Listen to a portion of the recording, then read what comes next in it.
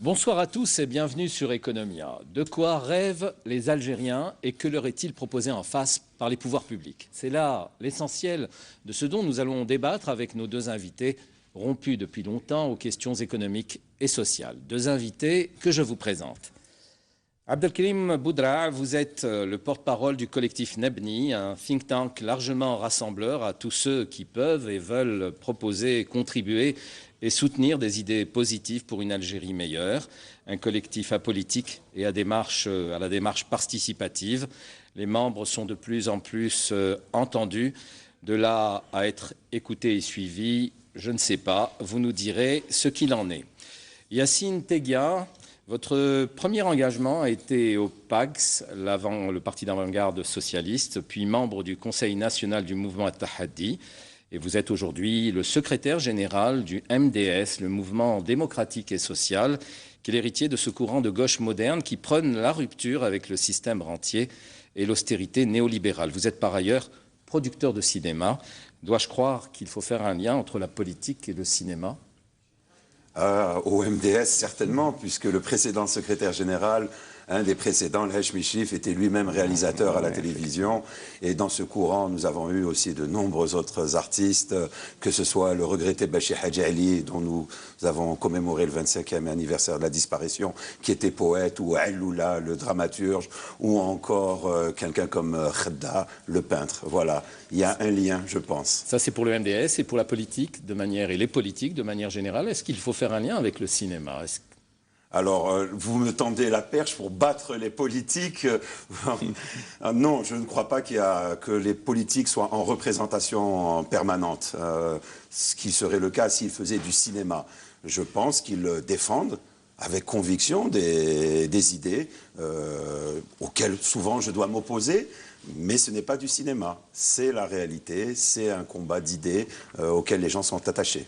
Alors un combat d'idées, c'est ce qui peut-être vous avez en partage, Nebni, avec ce parti politique certainement, et d'autres partis politiques, oui, dans des sphères différentes, mais qui sont complémentaires. Et on ose espérer que pour notre société, un peu, les associations, les universitaires, les acteurs politiques à qui il faut tirer chapeau, parce qu'ils activent dans un environnement peu propice, un peu au péril de beaucoup de choses. Et donc, personnellement, j'ai beaucoup de respect pour les gens qui tentent de faire des choses, notamment dans le domaine politique. Est-ce que vous-même, vous seriez tenté de faire de la politique ?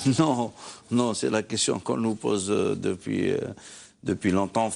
On a appris qu'on finalement on faisait de la politique d'une autre façon. Donc on admet aujourd'hui que du fait que nous proposons des choses sur la gouvernance, sur les politiques publiques, nous sommes dans la politique au sens large, les affaires de la cité, mais la politique au sens partisan, au sens de positionnement par rapport à des courants ou des personnes ou des programmes, c'est sans aucun doute, Nebni n'est pas du tout dans ça. On a fait ce choix de ne pas le faire. Ça ne veut pas dire qu'on a eu à nous expliquer. C'est pas parce que, par défiance par rapport à la société politique ou par... non, c'était parce qu'on a choisi ensemble ce qu'on savait faire. Nous sommes quelques dizaines de gens et on a pensé que notre pays avait aussi besoin, à côté de l'action politique, de gens qui proposaient des idées, justement pour ces politiques. Oui, mais vous pouvez peut-être nous laisser sur notre faim, ou laisser certains sur leur faim, puisqu'on a peut-être envie maintenant que vous puissiez passer à autre chose. Une force de proposition, une force réelle de l'action. J'aurais aimé, mais c'est pas le cas, donc je vais pas vous mentir ni. Non, on n'est pas dans ça, mais encore une fois, il faut pas être nombriliste. Nous ou les autres, nous ne sommes pas l'Algérie, nous sommes une partie, et la solution doit être plurielle. Chacun va contribuer. Le collectif Nebni, depuis le début, a dit peut-être que nous avons une modeste contribution à faire, c'est celle du domaine des idées. Qui peut être en confrontation avec les autres idées, mais qui n'est pas dans des postures partisanes, politiques. Alors, en vous invitant tous les deux aujourd'hui, j'ai voulu le faire pour recueillir vos appréciations sur à la fois l'état des lieux, de la situation économique, sociale, mais également votre avis aussi sur la manière dont était gérée cette situation par les pouvoirs publics. J'aimerais connaître votre avis. Mais avant cela, Nebni vient tout récemment de commander donc une étude pour savoir de quoi en fait rêvaient les Algériens. Alors, de quoi rêvent-ils pour l'essentiel? Nebni a réalisé une enquête qualitative électronique dont nous avons publié le 7 mai les résultats lors d'un débat public. Nous avons réalisé une étude en posant des questions assez simples aux Algériens de quelle Algérie rêvons-nous, rêvez-vous, et on a essayé de traiter ça. Et vous pouvez d'abord consulter la synthèse de l'étude sur le site nebni.org, et vous pouvez également donner votre avis parce qu'on va réouvrir le sondage les jours à venir. Les Algériens, on a été un peu impressionnés par un peu la qualité du rêve qui est au-dessus un peu des débats contingents que nous regardons, mais encore une fois, c'est pas par utopie, mais les Algériens aussi ont envie de se projeter. Alors, pour revenir à vos sujets, sur le plan économique, indiscutablement, ils veulent qu'on sorte de la rente, d'une économie totalement dépendante de la rente. Ils veulent qu'on aille vers le renouvelable. Ils veulent qu'on ait un peu plus de gouvernance dans le domaine économique. Ils veulent que notre économie s'ouvre au monde. Ça, c'est sur le volet économique, mais également sur le volet du vivre ensemble. Ils veulent une Algérie plurielle, une Algérie tolérante, une Algérie où les Algériens puissent s'exprimer. Donc, toutes ces idées sont dans le rapport que vous pouvez télécharger librement, et nous allons lancer les semaines et les mois à venir d'autres débats pendant Ramadan et après pour approfondir les différentes questions. Alors, les idées que vous venez de rappeler sont des idées qui restent classiques, qu'on a l'habitude d'évoquer, mais est-ce qu'il y a eu des idées innovantes, inédites? Et il y en a eu beaucoup, c'est-à-dire je vous ai cité les rassembleuses, celles qui un peu me semblaient adaptées par rapport les Algériens. Par exemple, sur tout ce qui est ouverture au monde, on proposait des benchmarks, des comparaisons avec des pays, l'Algérie digitale telle que l'aperçoivent les jeunes. C'est en tout cas des idées peut-être un peu classiques, mais qui ne sont pas dans le débat public. Nous proposons de la pluralité sur le plan un peu doctrinaire, sur le plan des religions, la tolérance. Ce pas des idées qui sont aujourd'hui mises en avant, en tout cas pas nos rêves aujourd'hui. Yacine Tegui, alors au MDS, on partage un peu les mêmes idées que celles qu'a recueillies Nebni? On partage très largement, et c'est notre vocation de partager les idées de la société algérienne, de les promouvoir, de les défendre. Alors notre approche, elle est différente. Ce n'est pas par des sondages et des études qui nous sont utiles, qui nous servent de référence, mais c'est tout simplement en observant les luttes des Algériennes et des Algériens qu'on comprend quelles sont leurs aspirations. Quand à Insalah, à Toudja ou à Zelout Youssef, les gens manifestent pour défendre leur environnement, on comprend qu'une nouvelle question a émergé dans la société algérienne. Quand des jeunes Algériens coupent des routes en mettant des pneus enflammés pour avoir l'adduction en eau potable ou en gaz ou en électricité, on comprend que les Algériens refusent un certain nombre d'inégalités en matière de développement des territoires, etc., etc. Donc c'est de ce point de vue-là, c'est dans l'action que nous prenons connaissance justement des aspirations, des rêves, des utopies concrètes des Algériens. Et quelles sont les réponses, selon vous, qui sont apportées aujourd'hui? Est-ce que les pouvoirs publics apportent les bonnes réponses à ce type de situation, à cette exigence, à ces demandes, qui sont un peu loin du rêve, puisque on n'est pas tout à fait dans le rêve, là, on est peut-être dans le besoin immédiat pour les faits que vous venez d'évoquer? Oui, alors les réponses, elles sont de deux ordres. Une des premières réponses, malheureusement, c'est souvent la répression. quand des jeunes chômeurs manifestent pour réclamer des emplois, qu'ils se retrouvent emprisonnés et même poursuivis, comme c'est le cas de Khencha à Larouat, qui aujourd'hui est menacé d'être encore condamné une nouvelle fois après avoir séjourné en prison. On est là encore dans ce premier mouvement, on va les dire, ce premier type de réaction. Un deuxième type de réaction, malheureusement, consiste souvent de la part du pouvoir à dévoyer les aspirations de la société algérienne, c'est-à-dire l'aspiration à la paix. L'aspiration à la paix, une aspiration toute légitime d'une société qui a dû affronter le terrorisme islamiste. Qu'elle aboutisse à amnistier des égorgeurs, c'est une manière de dévoyer cette aspiration, légitime, elle. Donc voilà, on peut se retrouver. Et troisième des choses, on ne peut pas faire que des reproches et considérer que le pouvoir ne fait que des mauvaises choses. Il entend aussi parfois ses nécessités, il essaye de les gérer à son rythme et dans le sens des intérêts qu'il incarne. Ça va être un mouvement contradictoire, ça va être des changements d'alliance, ça va être des mesurettes parfois, mais trop souvent avec une volonté de contrarier l'idée même d'une rupture qui est au cœur même des aspirations des Algériennes et des Algériens. Il y a une radicalité dans le rêve algérien que le pouvoir n'est pas en capacité aujourd'hui d'assumer. Alors, intéressant, cette question de capacité ou d'incapacité, mais est-ce qu'il n'y a pas des points où la politique économique où les mesures économiques sont bien prises en charge? Alors, sont les bonnes? Il peut arriver, ces derniers temps, le MDS peut totalement souscrire à la politique qui a été établie en matière, par exemple, de quotas d'importation. On a vu comment, malheureusement, d'abord il y avait des choix. Je vais prendre un secteur dans l'automobile, ce n'est pas du tout un choix que nous pouvons considérer comme judicieux. Il y avait très certainement un besoin en matière de transport.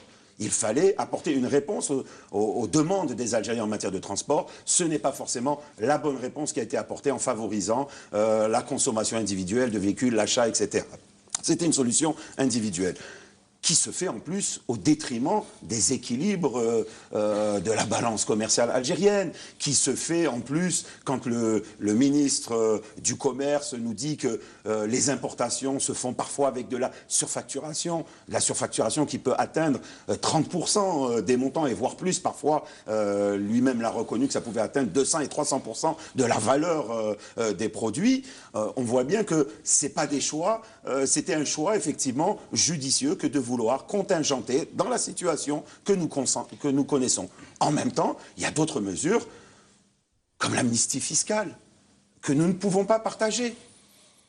Qu'on l'habille du vocable de taxation forfaitaire libératoire ou de bancarisation, il s'agit d'une amnistie fiscale. Et elle est dans le prolongement de l'amnistie des terroristes islamistes.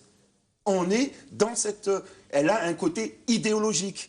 Et en même temps, on voit bien qu'il aurait fallu procéder autrement. Au MDS, on mettrait plutôt en avant l'idée de changer la monnaie. On change la monnaie.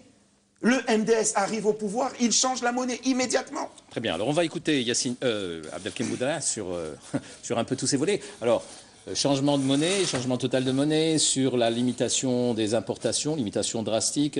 Enfin, est-ce que vous, chez Nebni, est-ce que vous partagez ce type d'idée ou est-ce que vous n'êtes pas aussi radicaux Non, ce n'est pas en termes de radicalité. Nebni, en 2011, 2012, on a posé un constat. Et on a essayé de sérier les différents types de problèmes de l'économie algérienne, puisque vous parlez de l'économie. Et certains points de gouvernance. Et on a dit, on a les causes racines qu'il faut traiter. Nous avons une économie rentière, couplée à un régime politique autoritariste, pour ne pas aussi occulter l'aspect politique, mais ce n'est pas l'objet. Et il faut vous voyez que vous avez une dimension politique. Non, oui, on ne la nie pas, mais ce n'est pas sur ces terrains qu'on veut aller, qu'on a des choses à dire. Il y a des gens qui peuvent le faire beaucoup mieux que nous. mais ça ne nous dédouane pas de la cohérence dans l'analyse. C'est-à-dire, on a dit que le challenge que nous devons tous relever, c'est de diversifier l'économie algérienne. C'est-à-dire, aujourd'hui, nous avons un grand mal, c'est le fait que nous dépendons de la rente pétrolière avec des prix erratiques. Et nous avons fait des simulations qui aujourd'hui s'avèrent vraies. Il y a 4 ou 5 ans, et on a dit attention, on a utilisé l'image du Titanic qu'on a reprise entre-temps à satiété, c'est de dire il faut engager le virage pendant qu'il est temps, pendant qu'on a un peu les ressources, parce que plus on tarde, moins on pourra agir. Éviter l'iceberg. L'iceberg et essayer de faire un... après, si on est à quelques mètres de l'iceberg, il n'y a absolument rien à faire. Nous ne pouvons que constater que nous n'avons pas fait suffisamment de réformes dans ce sens-là et que nous sommes toujours aussi dépendants et avec une réaction qui n'est pas à la hauteur des enjeux. Donc ça, c'est factuel. C'est-à-dire tous les analystes économiques peuvent considérer que nous n'avons pas engagé les réformes de fond qui nous permettent de sortir de cette dépendance de la rente et nous attendons peut-être de manière consciente ou inconsciente que les prix remontent. Il y a même certains bons esprits prospectivistes qui nous rassurent en nous disant patientez un peu, ça va remonter. C'est très dangereux ça. À 100 $, on est dans le rouge. À 120 $, on est dans le rouge. À 50 $, on est dans le rouge. La situation est quasiment égale. Donc le mal est profond. Nous sommes une économie totalement dépendante de la rente avec une faiblesse de la gouvernance. C'est-à-dire, à la limite, on aurait pu théoriquement supposer qu'une économie avec une rente, ça peut fonctionner. Mais là, nous avons à côté un système de gouvernance peu transparent, qui permet qu'il y ait de la corruption, qui permet qu'il n'y ait pas de redevabilité. Nous ne savons pas comment les politiques sont réfléchies, comment elles sont menées, comment on rencontre. Donc, on a un cocktail un peu toxique qui fait qu'aujourd'hui, on est dans une situation difficile. À côté de cette analyse de fond, il y a l'urgence. L'urgence, c'est qu'on a entre-temps un prix du baril qui a sombré et nous sommes saisis de ce sujet il y a une année et on a dit au gouvernement algérien, aux acteurs, allez, qu'est-ce qu'on peut faire dans cette situation? On a dit qu'il faut faire des mesures d'urgence. On en a proposé une dizaine dans le plan qu'on a appelé EBDA, ABDA acronyme. Donc arrêter les dégâts et les gaspillages pour le A, booster et transformer l'action publique, démarrer les réformes difficiles pour le D et accélérer les réformes pour le dernier A. On a proposé ça il y a un peu plus d'une année. On a rendu public nos propositions comme toutes les productions de Nebni, mais après, on a constaté que les réactions des pouvoirs publics ne sont pas à la hauteur des enjeux, et je pense que là, l'ensemble des acteurs peuvent être plus ou moins d'accord sur ces questions-là. Nous n'avons pas les réactions de pays comme le Venezuela ou même comme l'Arabie Saoudite récemment qui a annoncé... Pourquoi le Venezuela réagit bien? C'est-à-dire qu'en tout cas, il y a un peu plus d'une année et demie, et sur le plan de l'organisation, ils s'étaient mieux pris que nous. C'est-à-dire ils ont tenté de faire une analyse. Eux, ils ont de gros problèmes politiques qu'apparemment nous n'avons pas en même poids, en tout cas sur la prise de décision, l'action des pouvoirs publics. C'est pas pour dire que ce qui se passe aujourd'hui au Venezuela est bon, mais il y a une année, ils ont installé des équipes et aujourd'hui, l'Arabie Saoudite, qui, ça fait quelques semaines aussi, a annoncé quelque chose.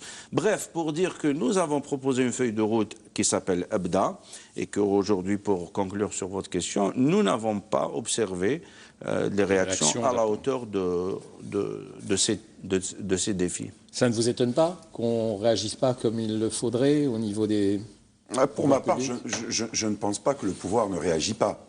Il réagit en fonction de ses intérêts.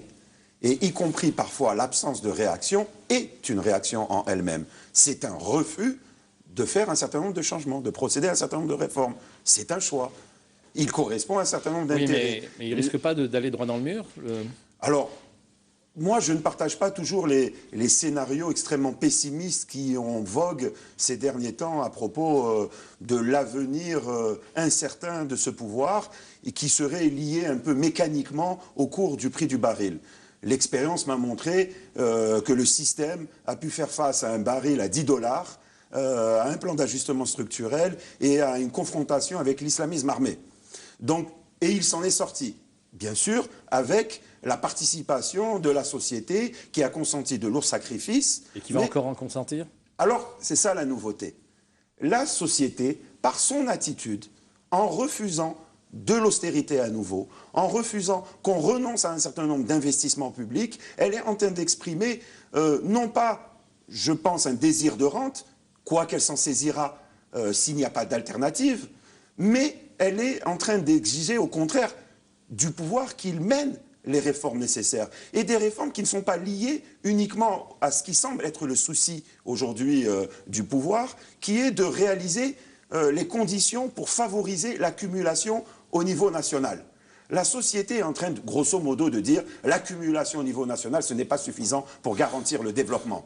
Pas plus qu'hier, quand on nous faisait la promesse, avec la paix, il y aura le développement. Ce n'est pas une garantie. C'est des ruptures, aussi bien effectivement au plan politique, avec le despotisme, pour aller vers un véritable état de droit, pour aller vers une véritable démocratie. C'est des ruptures au niveau du socle socio-économique, c'est-à-dire en finir effectivement avec la rente, mais avec aussi une forme de néolibéralisme adossé à la rente, c'est-à-dire à une forme de transformation de la rente en capital spéculatif. Et on voit, pardon, cette tentation à travers l'emprunt obligataire. Quand on constate que l'emprunt obligataire qui vient d'être lancé capte pour l'essentiel des ressources financières qui sont celles d'entreprises publiques, qui sont déjà bancarisées, ou qu'on va chercher cet argent dans les caisses de sécurité sociale, les caisses de retraite, etc. C'est-à-dire qu'on est pratiquement en train de dire aux retraités, la retraite par solidarité intergénérationnelle, c'est fini. Il faut commencer à penser d'une certaine manière à une forme de retraite par capitalisation.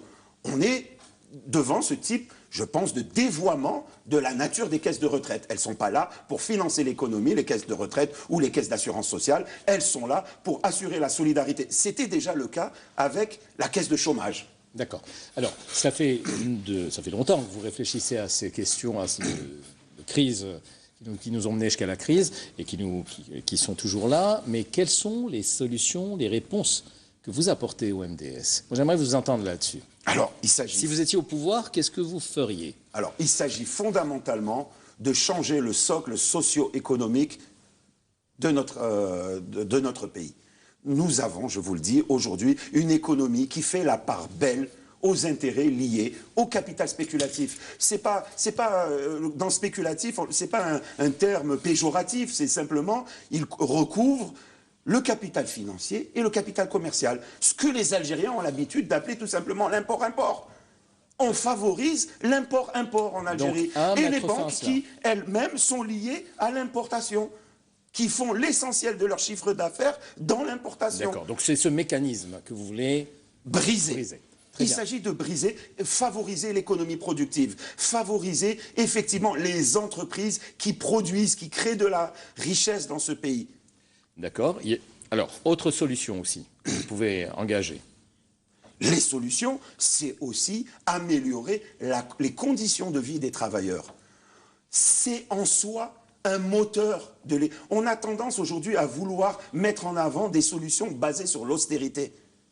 Or, l'austérité, au contraire, on l'a vu, l'expérience de l'ajustement structurel nous a montré que ça a fait régresser le tissu productif de ce pays. Alors que la demande, justement, qui serait créée par un certain niveau de vie des travailleurs, favoriserait le développement de notre tissu productif. On a tendance à dire dans ce pays, par exemple, que les Algériens sont gavés de subventions. Par exemple, il s'agit de prendre le niveau du PIB consacré à l'éducation en Algérie est inférieur à celui du Maroc ou de la Tunisie. Il faut savoir que la part de PIB consacrée à la santé, les dépenses globales de santé en Algérie sont inférieures à celles qui sont consacrées en Tunisie et au Maroc. D'où tenez-vous ces chiffres?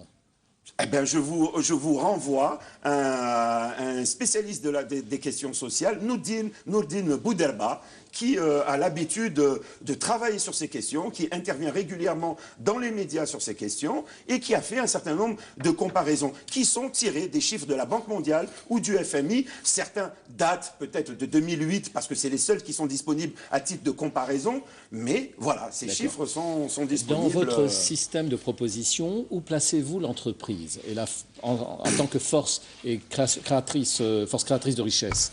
Alors, aujourd'hui, le principal moteur, on va dire, de la croissance en Algérie, ça a été la commande publique. Il est évident qu'on ne peut pas compter que sur cette commande publique pour pouvoir développer notre économie. Le développement des relations entre les entreprises va permettre, entre autres, de favoriser, de remplacer une partie, va jouer le rôle de second moteur, on va dire, de cette croissance. Ça nécessite, entre autres, pour le développement de notre industrie, le développement des technologies transversales, etc. On va des applications dans les biotechnologies, vous avez évoqué la numérisation, etc. C'est ces technologies qui vont permettre, transversales, qui vont permettre de développer les rapports entre les entreprises. On va développer le marché interentreprise. Et le troisième moteur, que j'évoquais juste précédemment, c'est la consommation des ménages. Mais là encore, on a un problème. Tout simplement, c'est qu'une étude encore de l'ONS nous montre bien qu'il y a de plus en plus d'inégalités dans la consommation des ménages. Et c'est un facteur de blocage du développement même des entreprises. Alors, ils sont les consommateurs, les ménages sont les consommateurs de la production des entreprises. Abdelkebir Boundra, vous l'avez entendu, alors sur ce système de propositions, qu'est-ce que vous avez à dire? Est-ce que ça pourrait être de bonnes propositions à engager ou pas? C'est-à-dire, certainement, il doit y avoir beaucoup de bonnes choses dans ce qu'a dit Siteguia. En même temps, quand on parle d'économie, c'est bien d'être factuel, c'est-à-dire de raisonner en économiste. Il faut marier peut-être les idéaux et les faits. C'est-à-dire, non, les faits sont têtus. Après, on peut avoir d'autres objectifs, d'autres ambitions, mais il faudrait poser les éléments de l'analyse économique. Que nous disent ces éléments? Ils nous disent que l'Algérie est un pays qui vit essentiellement de la production d'hydrocarbures. Et il se trouve que cette production est appelée à stagner, pour ne pas dire à baisser, en termes de quantité. Cette production d'hydrocarbures est dépendante des prix que nous ne maîtrisons pas. Et à côté, on a une consommation de ces mêmes hydrocarbures qui est en explosion depuis plusieurs années et qui semble incompressible. Ce qui fait qu'il arrivera un moment où nous aurons de moins en moins d'hydrocarbures à exporter. Nous sommes en train de nous rapprocher dangereusement de ce point d'intersection. Arriver à ce point d'intersection, cela veut dire compenser ce que nous faisions, nous exportions par les hydrocarbures, par autre chose. Et ça, ce n'est pas chose aisée. C'est-à-dire faire quelques milliards d'exportations en hors hydrocarbures, il faut se réveiller tôt le matin et c'est des réformes qui sont assez lourdes. Voilà un peu les données. Alors, pour revenir au point sur Yacine, je pourrais apporter peut-être quelques compléments. À notre avis, ce n'est pas factuel de dire que les pouvoirs publics n'ont pas redistribué en Algérie. C'est-à-dire, si nous comparons... je n'ai pas dit qu'ils n'avaient pas redistribué, j'ai dit qu'on a l'habitude de dire que les Algériens sont gavés de subventions. C'est différent.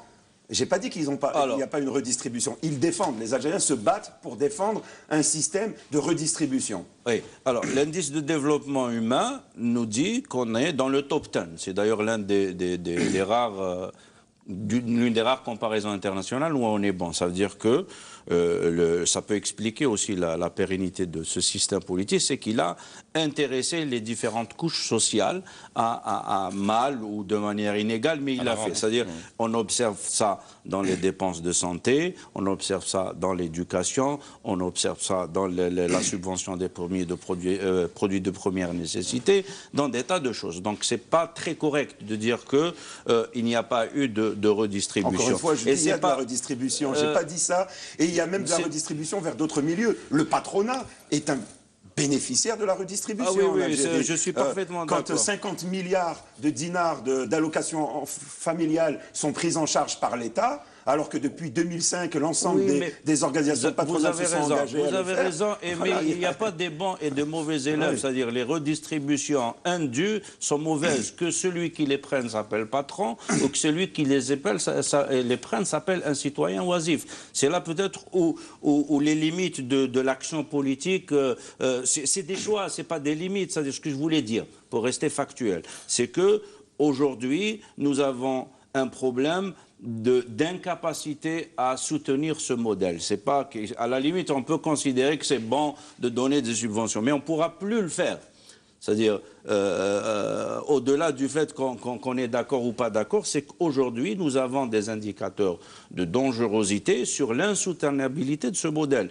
Et pouvoir changer, c'est ça un peu ce qu'on exportait 200 produits hors hydrocarbures il y a quelques années quand on avait fait les rapports Nebni. Il faut passer à 1000 ou 1200 ou 1400 si on se compare au concurrent le plus proche. C'est énorme. Si pendant 50 ans, on n'a pu placer que 200 produits, 186 si ma mémoire est bonne, il faut en placer 1000 ou 1500. Ce n'est pas du jour au lendemain qu'on peut placer. Donc c'est ça l'équation, c'est qu'il faudrait que les Algériens comprennent, tous comme nous sommes, que au-delà, encore une fois, de ce dont quoi nous rêvons, et nous rêvons tous d'une Algérie plus juste, plus équitable, plus sociale, et chacun peut-être avec des nuances, mais il faudrait qu'on raisonne comment on pourrait soutenir ça. Aujourd'hui, nous avons un modèle économique en panne, dangereusement en panne.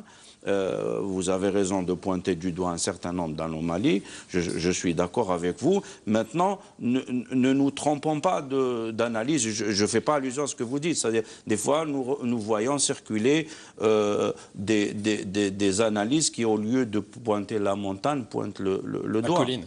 Exactement.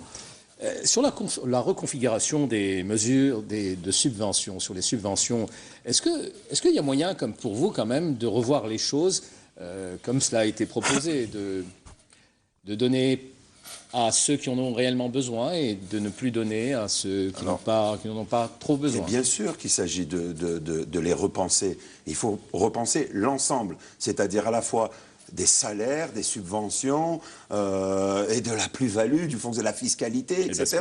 Donc tous ces aspects-là, mais faisons-le de manière intelligente, de manière, par exemple, à ne pas toucher le niveau de vie des Algériens. Je vais prendre un exemple pour illustrer. Oui, il y a des subventions budgétivores en matière d'énergie. Alors, je vais parler de la consommation des ménages, pour commencer. On vient de lancer depuis 15 ans des plans pour la construction de 2 millions ou 3 millions de logements. Est-ce qu'il n'était pas possible de mettre ces logements à des normes thermiques ? Plutôt que de distribuer l'argent sous forme de subventions sur l'énergie, on aurait mis une fois pour toutes l'argent dans des normes thermiques et on aurait économisé une facture d'énergie. On subventionne l'énergie dans le sud algérien. Ne doit-on pas plutôt subventionner la mise en place du photovoltaïque, du solaire dans tout le sud algérien? Et on résout une fois pour toutes. Voilà des solutions intelligentes qui n'atteignent pas le niveau de vie des Algériennes et des Algériens et en même temps qui prennent en charge à la fois des aspects écologiques et économiques. Donc c'est le développement durable, c'est précisément ce sur quoi nous voulons engager l'Algérie. Abdelkrim Baudela, par quoi il faut commencer tout de suite, selon vous, pour tenter de freiner ce système déclinant? Je vous renvoie au rapport Abda qu'on a publié il y a plus d'une année, et il faut arrêter les gaspillages. C'est-à-dire, d'abord, le gouvernement doit réfléchir sérieusement à rationaliser les dépenses publiques, ne pas continuer sur les projets qui sont douteux ou inefficaces, et c'est le premier signal qui doit être fait. Si Teguia parlait de revoir les subventions, c'est une bonne direction, encore que là, c'est une réforme difficile. Parce que ce qu'on a dit en tant que Nebni, c'est que on a beaucoup de visions, beaucoup de rêves, nous les traiterons au niveau d'Algérie rêvée, mais si on revient aux politiques publiques aujourd'hui, il faudrait prendre acte que peut-être que nous n'avons pas de grande capacité. C'est-à-dire concevoir des plans d'urbanisme, des de réfléchir de manière intelligente sur l'habitat de ce type est au-dessus de nos moyens actuels. Il ne faudrait pas fantasmer et penser que nous pouvons le faire. On ne l'a pas fait et on ne le fera probablement pas de sitôt. Donc, il faudrait peut-être réfléchir à côté de l'arrêt des gaspillages à entamer des réformes difficiles et celles dont vous avez fait allusion, c'est-à-dire les transferts ciblés, c'est-à-dire réfléchir à comment là mettre plus de justice sociale, parce qu'aujourd'hui, il faut acter que ces subventions profitent à des gens qui n'en ont pas besoin et que c'est antisocial. Je préfère garder le même montant à la limite et le donner qu'aux catégories les plus nécessiteuses. Mais ça, ce n'est pas des réformes qu'on fait du jour au lendemain. C'est des réformes sur lesquelles il faut des pilotes, sur des wilayas, il faut travailler sérieusement pendant 2-3 ans pour faire un retour d'expérience et généraliser après. Donc, le temps joue contre nous et encore une fois, il faut aussi s'organiser. Ce qu'on avait proposé au niveau de Abda, c'était de créer ce qu'on avait appelé une delivery unit au niveau de la chefferie du gouvernement pour qu'il y ait un pilotage cohérent de ce plan d'urgence. Là, des ministères qui chacun tire de son côté, ça ne met pas de l'ordre dans tout cela. Dans tout cela. Voilà, donc on vient d'écouter Abdelkrim Boudra. Pendant que vous sembliez tousser, est-ce que ça vous donne de l'allergie, les mesures de Nabni, ou est-ce qu'elles sont, elles sont relativement... Je peux partager correct. le souci exprimé par Nabni concernant les subventions et la nécessité de mesurer l'impact du retrait de ces subventions. On a déjà une expérience, pardon, depuis un certain nombre d'années, les subventions ne cessent de baisser. Il faudrait identifier l'impact sur les différentes catégories de la société pour pouvoir prendre des mesures différenciées en fonction des différents besoins et des conséquences qu'auront le retrait de ces subventions. Mais il me semble que la meilleure manière de faire, au final, c'est d'améliorer les salaires, que ce soit par le travail que les gens puissent subvenir à leurs besoins. C'est la meilleure, c'est la solution la plus digne. Les Algériennes et les Algériens y aspirent. Les Algériennes et les Algériens qui vont dans l'immigration savent qu'ils vont vivre de leur travail. S'ils voulaient vivre de subventions, ils pourraient vivre en Algérie éventuellement. Mais le simple fait qu'ils choisissent d'aller dans des pays où ils ne pourront vivre que de leur travail, c'est l'expression de leur disponibilité, de leur volonté, de leur désir, de leur rêve de pouvoir vivre dignement de leur travail. Vous êtes partant pour un système basé sur la réelle méritocratie, quoi, qui est... Tout à fait, sur le mérite, sur l'intelligence, sur le travail, sur la créativité. Et Dieu sait combien les Algériennes et les Algériens en sont riches. Voilà. Malheureusement, tout ça est bridé. Et ça commence à l'école. Ça commence à l'école. C'est-à-dire, au lieu de développer justement les talents de chacune et de chacun de nos enfants, on a plutôt tendance à leur demander d'être plutôt conformes à un modèle. D'accord. Voilà. Vous êtes pour installer un esprit de compétition et pour en finir un peu avec l'égalitarisme ambiant qui freine un peu parfois les choses. Non. Je fais une différence entre l'émulation et la compétition. Voilà. Je pense qu'effectivement, il faut pousser, promouvoir l'effort, mais ce n'est pas la compétition des uns contre les autres. C'est la solidarité. C'est ça, c'est cette intelligence-là qu'il faut mettre en commun. C'est pas simplement il va falloir que je tue mon voisin pour pouvoir survivre. Non, au contraire, c'est comment trouver des solutions pour que nous puissions tous vivre dignement ensemble. Et c'est possible. Si les Algériens n'y croyaient pas, ils auraient renoncer à se battre pour arracher un certain nombre de droits comme ils le font chaque jour. Est-ce que le niveau général de la population est prêt à cela, comme le niveau général de nos pouvoirs publics? Je pense que c'est ce qui se passe ailleurs. Dans les pays vers lesquels se dirigent les Algériennes et les Algériens quand ils immigrent. Oui, mais ça demande du temps pour arriver à cela. Ah, bien sûr. Et on a pris beaucoup de retard.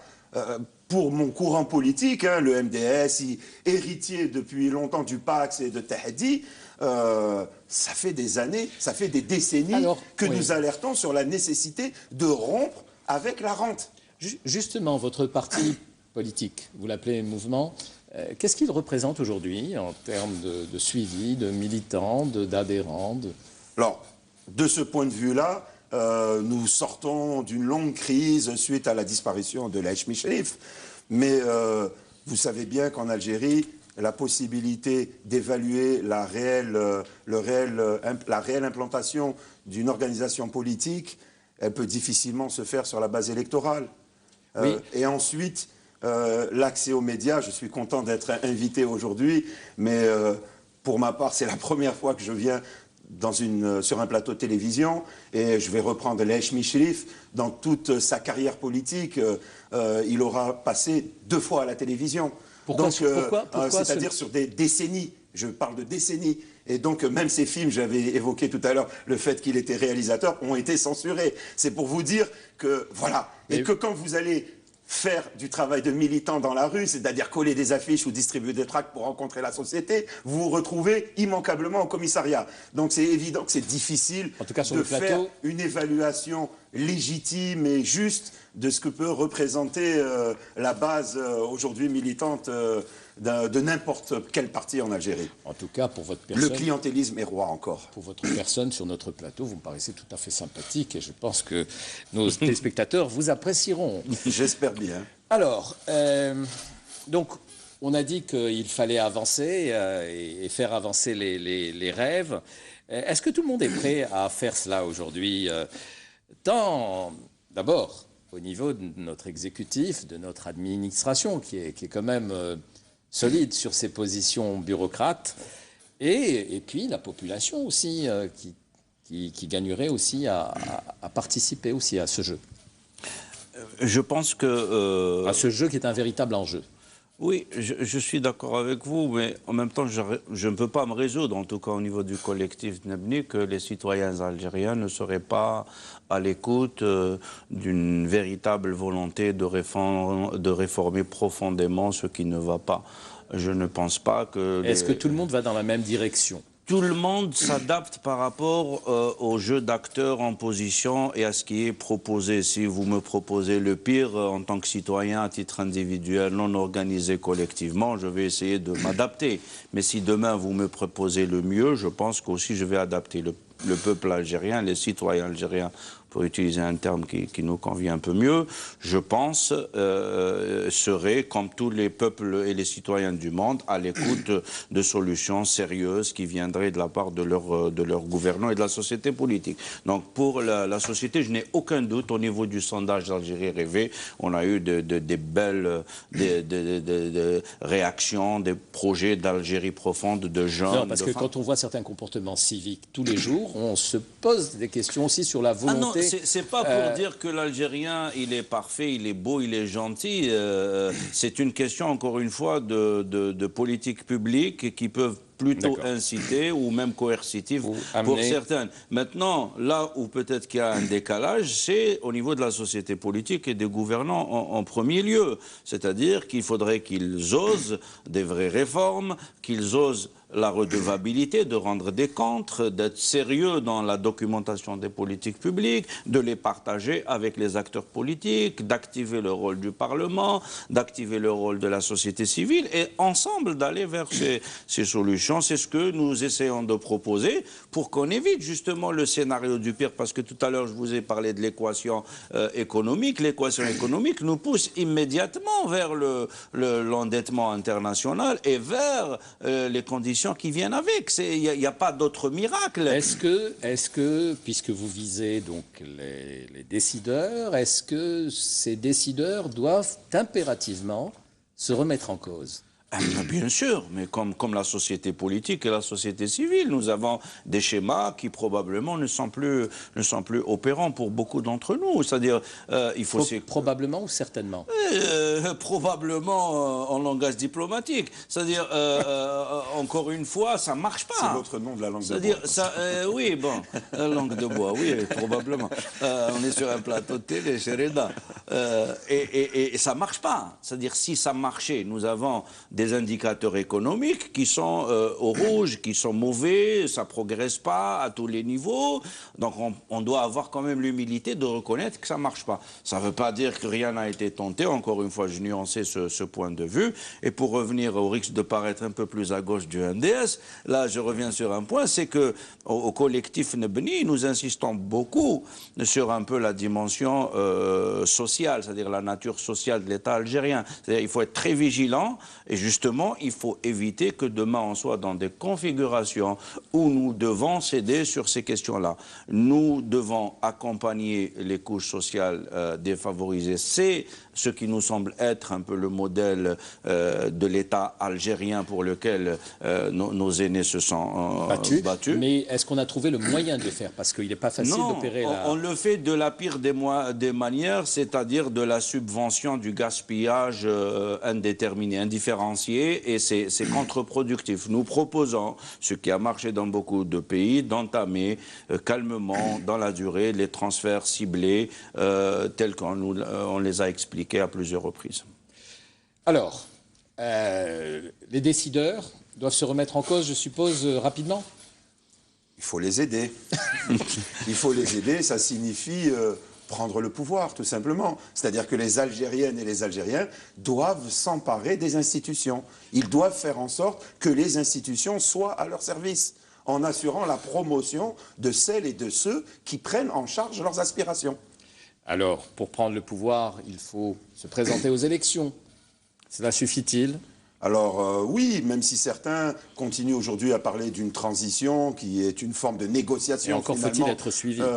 Alors oui, bien sûr qu'il faut se battre pour être suivi. C'est le rôle des organisations politiques, justement, que de convaincre la société qui pourront être les meilleures représentantes et les meilleurs représentants. Pour ce qui est du MDS, il s'agit tous les jours d'aller à la rencontre des citoyennes et des citoyens. Et le meilleur lieu où les rencontrer, c'est là où ils se battent. C'est là où ils se battent et c'est là où ils vérifient l'engagement de ces différentes forces, c'est-à-dire la sincérité de leur prise en charge de leurs revendications. Vous disiez que vous étiez peu ou très peu invité sur les plateaux de télé ou de radio. Est-ce que vous êtes écouté par les... Est-ce qu'on vous associe à certaines décisions? Est-ce qu'on vous invite à discuter, tout au moins, au niveau de l'exécutif? Alors, rarement, pas du tout depuis certaines années. On a pu être invité en particulier à la conférence économique et sociale qui avait été organisée à l'époque du président Zerouel, où je pense que la contribution de l'Esh Michlif a été très appréciée. Elle faisait d'ailleurs le lien entre les exigences de changement économique et social et les exigences de changement au plan politique et idéologique. Certaines des propositions peuvent paraître radicales et peut-être qu'elles expliquent que nous ne soyons pas invités, comme par exemple ça a été le cas de nombreuses organisations politiques et personnalités à l'occasion de la réforme de la Constitution. Nous n'avons pas été invités. Peut-être que notre volonté de demander l'abrogation de l'article 2 de la Constitution, de faire un certain nombre qui proclame que l'islam est religion d'État. L'islam est la religion de la société algérienne, pas de l'État. L'État n'a pas à s'emparer de la religion. Et on voit bien quel usage il peut en faire en ce moment quand on voit la tournée d'un ancien ministre dans des lieux de culte. Il faut séparer le politique du religieux. Donc voilà. Par contre, pendant ce temps-là, on a invité un égorgeur. Oui, mais cela dit, assumer ces rencontres sur la Constitution. Cela dit, sur cet article 2 de la Constitution, visiblement, il y a assentiment de la population, un assentiment large. En faveur du changement. Une enquête, puisqu'on évoque, on évoque l'étude qui a été faite par Nebni, on peut évoquer une autre étude qui a été faite sur cette question, qui disent que 40% des Algériens sont favorables à la séparation du politique et du religieux. C'est qui a fait cette étude? Alors, ça a été publié dans un journal, El Ouattane. Le Créa. Voilà, alors voilà. Donc, on est devant des réalités qui évoluent. On a une société qui évolue beaucoup plus rapidement que la classe politique. Et ça, c'est positif. Non, c'est pas positif dans le sens où la classe politique est à la remorque de la société et contrarie les avancées de la société. C'est-à-dire, au lieu de faire de ces avancées de la conscience dans la société un point d'appui pour aller vers des réformes audacieuses, on a une classe politique qui est pratiquement en train de comploter pour se revendiquer des archaïsmes de la société pour dire non, il ne faut surtout pas avancer. La société, effectivement, a aussi des archaïsmes, mais la tendance générale de la société, c'est son aspiration au progrès, au changement, à l'amélioration de sa situation en matière économique, mais aussi en matière de droits et libertés. Le malaise, pour vous, il est avant tout politique? Pour nous, c'est OMDS, le maillon politique et le maillon décisif. C'est celui qui entraîne l'ensemble de la chaîne. Il ne peut pas y avoir de changement économique s'il n'y a pas, c'est ce que je disais tout à l'heure, de changement à l'intérieur des institutions politiques. C'est elle qui décide du contenu et du rythme du changement politique. Si nous avons au pouvoir une classe politique qui refuse ce changement, il est évident qu'il sera contrarié. Il dispose des instruments de l'État. Ce n'est pas rien. Aussi bien des instruments positifs qui permettent d'agir, c'est-à-dire la possibilité de faire une loi de finances, de faire un certain nombre de politiques, de faire avancer la législation, mais aussi les moyens de répression pour contrarier toute forme d'expression qui viendrait revendiquer des changements. Mais l'intelligence d'un système politique, c'est peut-être un système politique qui souhaite se maintenir. Parce que force est de constater qu'à travers le monde, tout pouvoir politique essaye de se maintenir. Mais l'intelligence n'est-elle pas d'essayer, à travers les bonnes décisions qui plairont à la population et qui feront avancer les choses, de trouver le moyen de composer à la fois la bonne position pour le peuple et pour l'économie, et en même temps pour essayer de se maintenir et de montrer que les bonnes décisions ont été prises pour que le système reste en place, sauf s'il en est incapable. Je pense que l'intelligence, c'est d'utiliser tous les moyens qui sont disponibles. Malheureusement, on peut être tenté d'utiliser aussi les moyens de la répression pour se maintenir. Quand je dis répression, ce n'est pas forcément une répression qui peut se faire de manière violente. Quand on contrarie, par exemple, pour le MDS, la tenue de son congrès pendant de longs mois, c'est une manière de se maintenir, c'est un moyen de répression. Dans votre position, vous êtes seul ou d'autres partis politiques ne sont pas sur la même ligne économique, en tout cas de politique économique, que vous, avec qui vous pourriez faire alliance? Alors, pour être plus représentatif, parce qu'on peut vous reprocher de ne pas être représentatif. Alors, on peut le reprocher, le reproche pourra vite être retourné. Je n'ai pas de souci là-dessus et je pense que l'ensemble de la société algérienne ne se fait guère d'illusions sur les qualités de représentation de notre classe politique. Donc ce n'est pas de ça dont il s'agit. Il s'agit en réalité des arguments, des projets, il s'agit de discuter de ça. Et quand on n'arrive pas à s'entendre, il y a un moyen qui s'appelle la démocratie. On départage les gens par le suffrage universel. Et ensuite, quitte à devoir faire des alliances si aucune majorité ne se dégage dans les institutions. Mais on est devant ça. Le débat, il y a un moment pour le débat, mais si le débat n'aboutit pas à un consensus, et ce n'est pas sa vocation définitive au débat, d'aboutir obligatoirement sur un consensus. Il peut y avoir des choix tranchés, clivants, qui peuvent être faits par la société. Donc, les changements économiques doivent aussi passer par l'écoute et par la démocratie. Je voudrais vous donner juste un court dernier mot et vous parlez des rêves des Algériens, par exemple. Alors, les rêves des Algériens, nous commençons un long projet. Donc, j'invite ceux qui sont intéressés à nous rejoindre pendant des Saharat de Ramadan et sur le site nebni.org et la page Facebook Nebni 2012.